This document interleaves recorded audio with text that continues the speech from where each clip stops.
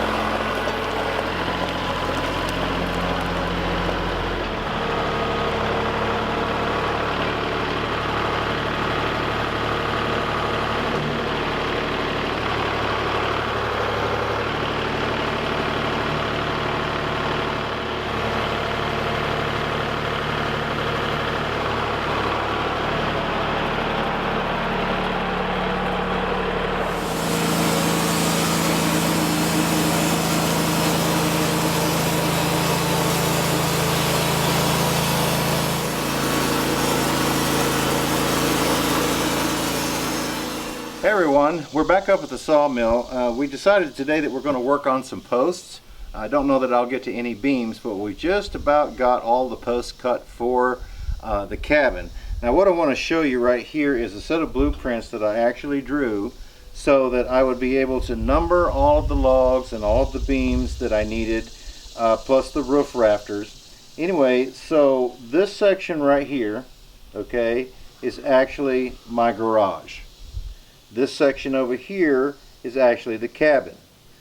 The width or the depth of my cabin is actually 26 feet. So this being 13, this being 13.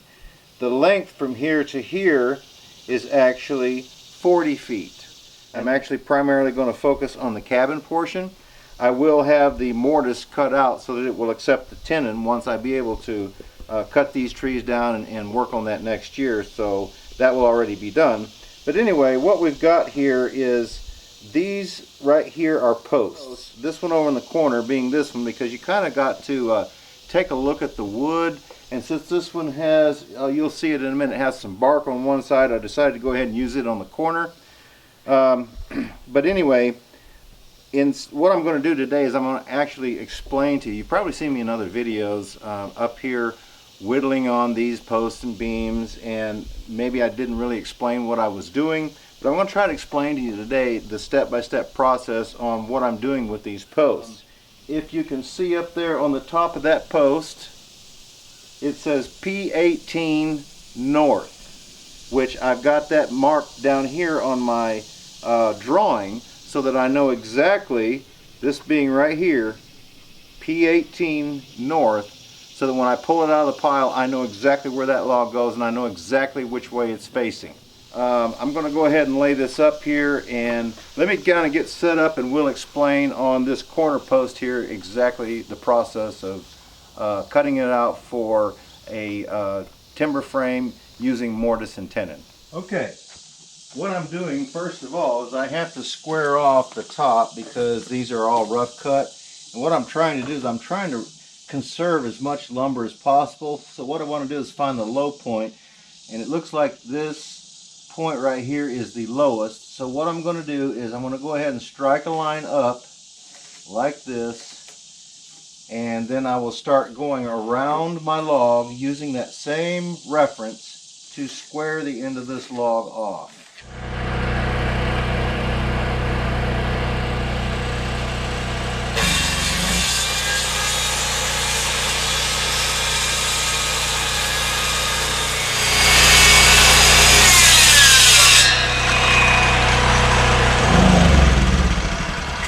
Alright, since that only cuts about 3 inches deep, I have to finish it off with a handsaw. So that's where this comes in handy. That's a handsaw. Anyway, what I'll do is I'll just go over it a couple of times and that thing will fall right off. Alright, what I just did was I cut off that one end to give me a square portion to start with, which is actually this end right here. So what I'm going to do is I will measure down 11 feet from that end to this end right here, and then I will square this corner off, and then I will be able to have both ends like they should be, and I will start laying out for my mortises that go in here, which is the hole that accepts the tenon, which is a different portion that's cut off that will slide down primarily like this. And then I will put pins in it from this side, which will actually lock it to keep it from pulling back out. Right here is just a short section of this log, this corner right here, that would be not square. But what I'm going to do is I'm going to square around and come around from the other side, because once I cut this, it'll just be that little bitty corner. I'll turn this towards the underneath side of the house, under the floor. You will still see 3 square sides. This log is still good to use. Just a little bitty corner section is missing right there. There's no reason to waste this whole log.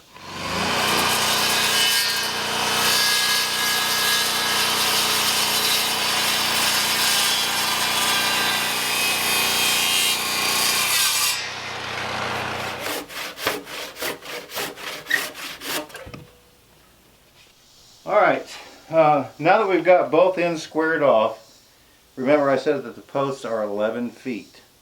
So this down here is actually the bottom because it's got the bad corner on it. Okay, what I've done is I've turned this corner to the inside underneath portion of the house, because if you notice up here, this says P18 north. North is this way. So what I'm going to do is the log will stand exactly straight up, just like it is. Stand straight up. North side will be facing towards you, the camera.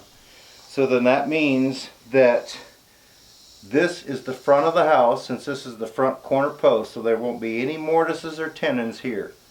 This is the side of the house. There won't be any mortises or tenons there. But the back side will be coming from the next post behind. So I'm actually going to have to roll this to put in my beam for the bottom, for the floor, and my notch for the beam at the top, which would be the ceiling. And then I'm going to have to do the same thing on this side, which will be facing, then going down the front of the house, which will also have a beam for the flooring and a beam for the top. So what we're going to do now is, I just wanted to show you, this is the way that the log would be sitting and standing straight up. So what I'm going to do now is I'm going to flip this over on the back side from the front. I'll flip it over on the back side. Here's where we're going to lay out for our beam for the floor, and then up there the beam for the top. So since I brought my floor up 3 feet to give myself a little bit of a crawl space, what we're going to do is we're going to measure 3 feet from the bottom, make myself a mark, then I'm going to take my square and put my square across and actually strike a line. This is the top portion of my floor. Then I want to go down 7 inches, which is actually right there. Use my square, make myself another mark right here. So what I'm going to do is I'm just going to lay this up here, score right where this scored at, is I'm going to put my marks.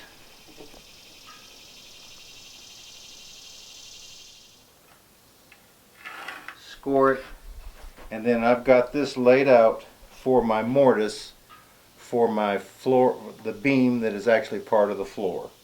This is going to be 7 inches from the top, because this is the top of the post. This will be the top of the beam that locks in. Take my square, do the same thing here.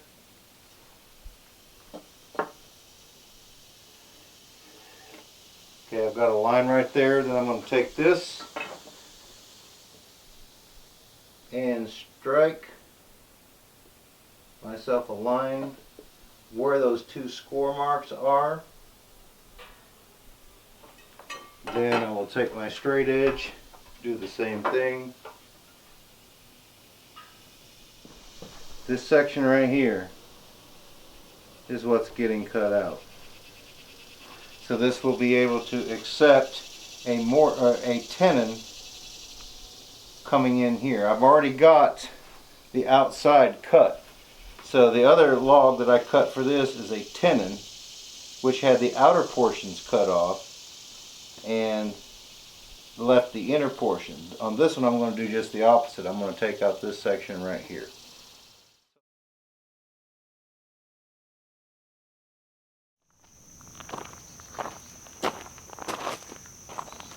Hey everyone, we hope that you enjoyed part 1. Stay tuned for part 2. If you liked it, give it a big thumbs up. We're so grateful if you like, share, and subscribe our videos. So everyone take care, and we hope to see you at the Outpost in the future.